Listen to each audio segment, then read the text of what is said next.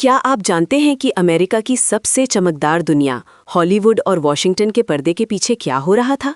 वो कौन लोग हैं जिनके नाम निकलने से पूरी दुनिया की बुनियाद हिल सकती थी, जिन्होंने सदियों के सबसे बड़े राज दफन करने की कोशिश की? ये सिर्फ एक कहानी नहीं, ये वो सच है जो वो आपसे छुपाना चाहते थे। Title reveal: shocking secrets, what they tried to bury in the latest Epstein files dump. अस्सलामुअलैकुम, मैं हूं आपका होस्ट और आज हम उस दफ्तर के दरवाजे खोलेंगे जहां ताकतवर लोग अपने गुनाह दफन करते थे। जेफरी एप्स्टीन की फाइल्स, जिन्हें हाल ही में रुक रुक कर रिलीज किया गया, इनके अंदर सिर्फ एक नाम या दो नाम नहीं, बल्कि एक पूरी स्याह फहरिस्त छुपी हुई है। ये वो दफ्तर है जो सिर्फ 1 साल पहले खुलना चाहिए था, लेकिन क्यों इसे रोका गया? क्यों हर रिलीज से पहले मीडिया में कोई दूसरा बड़ा हंगामा खड़ा कर दिया जाता है? जवाब एक है, इसमें वो लोग शामिल हैं जिन्हें हम अनटचेबल समझते थे। जब इन फाइल्स को रिलीज किया गया तो सबसे पहले नजर गई उन नामों पर जिन्हें हम स्क्रीन पर या दुनियावी इदारों में आइडियल समझते थे। दोस्तों, ये सिर्फ एक लिस्ट नहीं थी, ये एक ऑपरेशन था।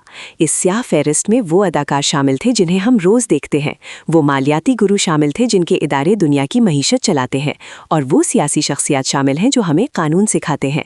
फाइल से वाज़ेह होता है कि एप्स्टीन ने किस तरह अपने पेडोफाइल नेटवर्क को मजबूत बनाया। वो इन सेलिब्रिटीज़ को आइलैंड पर क्यों बुलाता था? सिर्फ वक्त गुजारने के लिए नहीं, वो उन सबको कॉम्प्रोमाट में जकड़ रहा था। ये लोग सिर्फ गुनाहगार नहीं थे, ये टारगेट्स थे जिन्हें एप्स्टीन और उसके ताकतवर साथी बाद में ब्लैकमेल कर सकें, जिसके बदले में उन्हें सियासत और मईशत में इम्यूनिटी मिले। क्या आपको याद है एक ऐसी शख्सियत जिसका नाम हॉलीवुड और रॉयल सर्कल्स में बहुत मशहूर है? फाइल से उसकी फ़्लाइट्स की तफसीलात, उसकी मीटिंग्स और उसकी नामुनासिब किरदार की शहादतें वाज़ेह तौर पर मिलती हैं। लेकिन सबसे बड़ा सवाल ये है कि इन इतने बड़े नामों में से कितने हैं जिन पर दरहकीकत मुकदमा चला? असल राज जो दफन करने की कोशिश की गई वो ये है कि एप्स्टीन का नेटवर्क सिर्फ जिनसी इस्तेहसाल का नेटवर्क नहीं था, ये एक सियासी हिफाजत, पॉलिटिकल प्रोटेक्शन का नेटवर्क था। फाइल्स में एक हिस्सा ऐसी मालियाती ट्रांजैक्शंस का जिक्र करता है जो $10 मिलियन से ज़्यादा की हैं, और वो भी ऐसी कंपनीज के थ्रू जो ऑफशोर हैं। ये पैसा किस लिए दिया जा रहा था? वो किरदार जो एप्स्टीन को ताकत देते थे, वो जज थे, वो प्रोसिक्यूटर्स थे, वो बड़े सियासतदान थे। फाइल्स में ऐसे ईमेल्स और लेटर्स हैं जो साफ बताते हैं कि किस तरह किसी भी इन्वेस्टिगेशन को शुरू होने से पहले ही रोक दिया जाता था। ये लोग जानते थे कि अगर एप्स्टीन को कुछ हुआ तो वो सबको ले डूबेगा।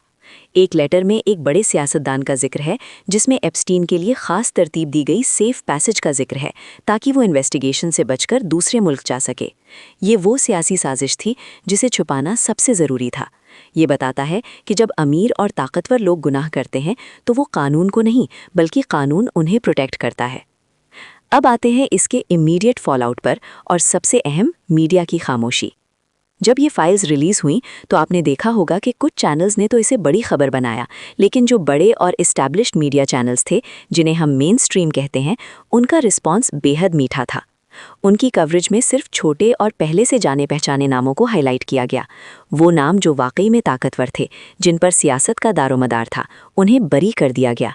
क्यों?